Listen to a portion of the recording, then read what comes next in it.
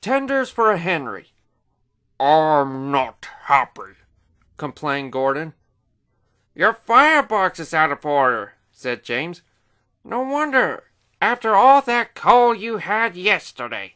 "Hard work brings good appetite," snapped Gordon. "You wouldn't understand." "I know," put in Duck brightly. "It's boiler ache. I warned you about that standpipe on the other railway, but you drank gallons." "It's not boiler ache," protested Gordon. "It's—" "Of course it is," said Henry. "That water's bad. It furs up your tubes. Your boiler must be full of sludge. Have a good washout, then you'll feel a different engine." "Don't be vulgar," said Gordon huffily. Gordon backed down on his train, hissing mournfully. "Cheer up, Gordon," said the Fat Controller. "I can't, sir. The others say I've got boiler ache, but I haven't, sir. I keep thinking about the dreadful state of the world, sir.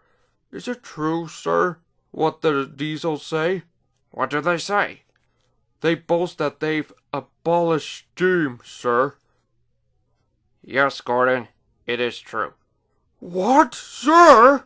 All my Doncaster brothers drawn the same time as me?" "All gone, except one." The guard's whistle blew, and Gordon puffed sadly away.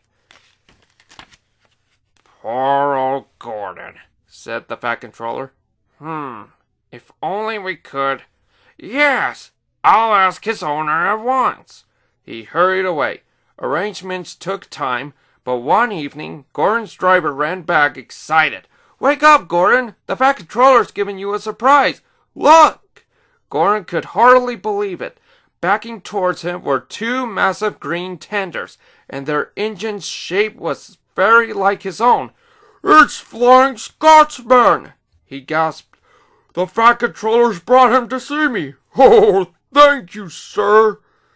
Gordon's toot of joy was drowned by Flying Scotsman's as he drew happily alongside. Next day, the two engines were photographed side by side. "You've changed a lot," smiled Flying Scotsman. "I had a rebuild at Crewe. They didn't do a proper Doncaster job, of course, but it serves." "I had a rebuild too, and it looked hideous. But my owner said I was an extra special engine and made them give me back my proper shape." "Is that why you have two tenders being special?" "No, you hardly believe it, Gordon. But over there, they've hardly any coal and water." "But surely every proper railway—" "Exactly. You are lucky, Gordon, to have a controller who knows how to run railways." Everyone got on well with Flying Scotsman, except Henry. Henry was jealous. "Tenders are marks of distinction," he complained. "Everybody knows that.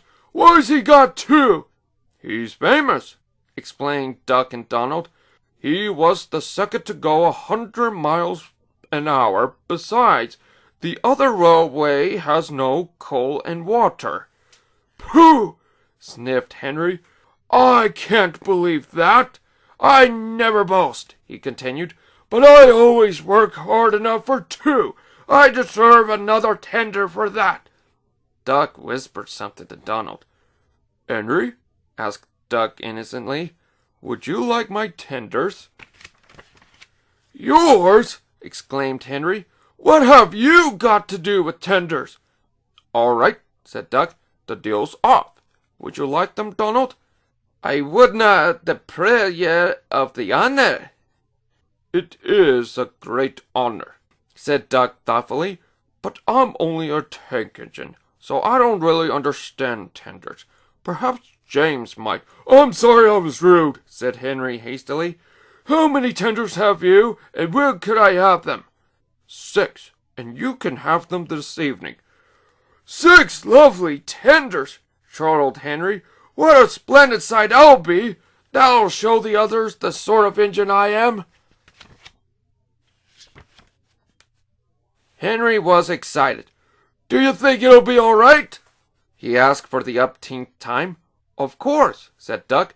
Just go where I told you, and they'll all be ready. Meanwhile, word had gone round, and the others waited where they could get a good view. Henry was cheered to the echo when he came, but he wasn't a splendid sight. He had 6 tenders, true, but they were very old and very dirty. All were filled with boiler sludge. Have a good wash out, Henry, called a voice. That's right, you fill a different engine now. Henry was not sure, but he thought the voice was Gordon's.